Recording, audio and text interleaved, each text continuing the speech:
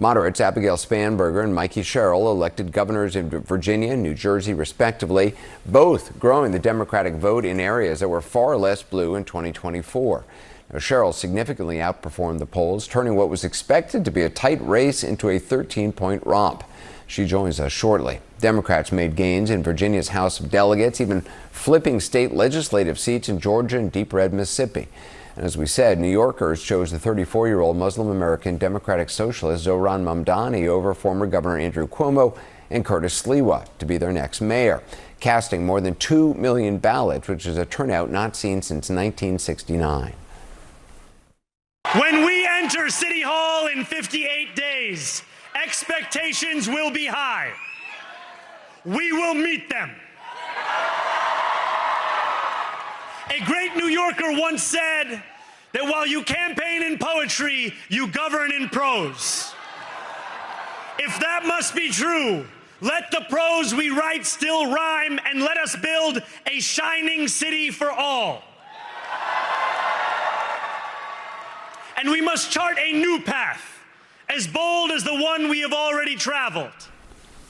That part about campaigning in poetry, governing in prose, was a nod to Andrew Cuomo's father, the late Governor Mario Cuomo, who famously said those words and embodied them. This evening, after admonishing Republican lawmakers behind closed doors earlier in the day, the president spoke to Fox News.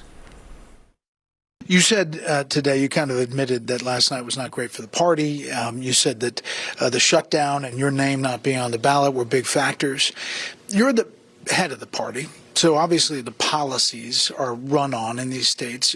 Do you see that at all, or how do you read it? Well, I do, because, we've done so much. Energy is way down. Look at energy. We're going to have $2 gasoline. I did that.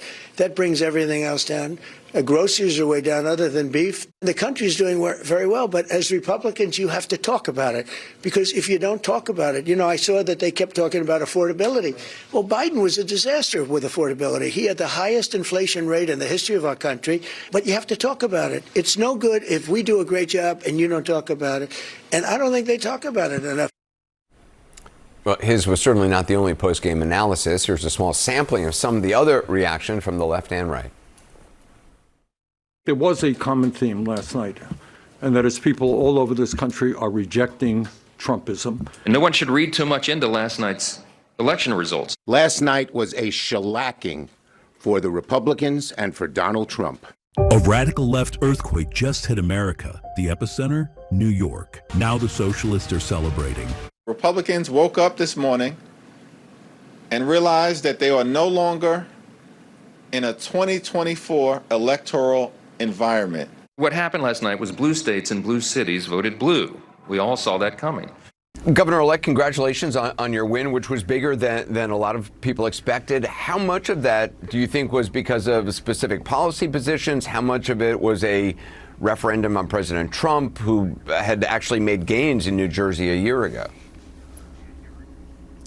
I think it was both the articulation of a bold leadership plan. So many people throughout the state, when I would talk to them about what was keeping them up at night, and I would address it, would say, we've heard that before. So that's why I declared a state of emergency on utility costs, to really galvanize the understanding that I was going to address things on day one, not wait for a 10-year plan or write a strongly worded letter, but actually address it.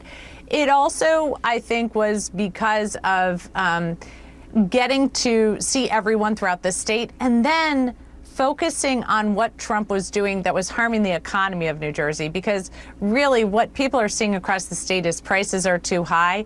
I am really focused on addressing those costs, and people need to understand where they're coming from and how this works. And I think that was very effective. Your former House colleague and roommate, Abigail Spanberger, won the governor's race in Virginia. A lot of people were talking last night how the two of you represent a renewed emphasis on centrist or moderate Democratic leadership. Do you see that? I think the parallels here are Abigail and I both run tough races.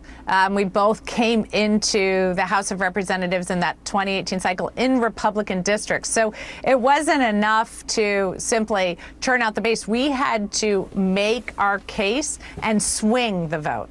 And that is what we work so hard to do in these election cycles. And I think that's why we're both so effective. So I think what you're seeing here is the traditional Democratic powerhouse vote coming out, working people. And I communicated to working people. I come from a background of labor. My grandfather, his job in a union lifted us out of poverty. I have 4 kids. So as a mom, people know I get what our kids have been through. I know what families are going through. So in all these ways, I think it was very effective to say, look, I'm going to take this on.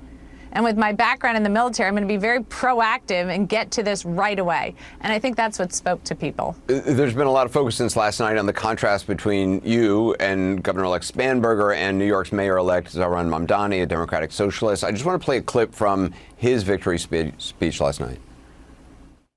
If tonight teaches us anything, it is that convention has held us back. We have bowed at the altar of caution, and we have paid a mighty price. Too many working people cannot recognize themselves in our party. And too many among us have turned to the right for answers to why they've been left behind. We will leave mediocrity in our past. No longer will we have to open a history book for proof that Democrats can dare to be great. First of all, I'm wondering if you agree with that. And also, there's certainly a lot of Republicans who are trying to paint him as the face of the Democratic Party moving forward. Do you see him in that light? I think what he was articulating was this idea that working people haven't felt heard, that there is too much caution and mediocrity in the party. And I think that's what people in New Jersey responded to, was this idea that I was going to take on the status quo. And I think my history of effective leadership in Congress, being the most effective member from the New Jersey delegation in only my 2nd term, shows that I'm going to be very proactive here. That sounded very proactive, what he was articulating to working people. I think the proof will be in the pudding. It's about governing. We run these races not to run campaigns, but to govern, to deliver for people. And in the Democratic Party, we have a lot of ideas on how we can support and deliver for working people. What's striking to me is that in the Republican Party, there is one person calling the shots, and nobody is going to say anything different from that. And I think that's why my opponent did so poorly. Governor-Elect Sherrill, thank you so much for your time. Thank you. I appreciate it. The president made serious inroads with Latinos nationally in last year's 2024 presidential election. Last night told a different story, however. Republicans lost significant ground among Latino voters in New Jersey and Virginia. CNN's exit poll shows New Jersey's Democratic governor-elect Mikie Sherrill did exceptionally well among Latino voters there, beating her Republican opponent by more than a 2-to-1 margin, 68% to 31%. Our poll shows similar results in Virginia, where Democratic Governor-elect Abigail Spanberger won 67% of the Latino voter compared to 33% for her Republican opponent. And take a look at these side-by-side maps. 5 New Jersey counties that the president won last year, Governor-elect Sherrill managed to turn them from pink to blue. It's important to note that Passaic County has a large Latino community, roughly 43% of the population. That's the largest share in the state.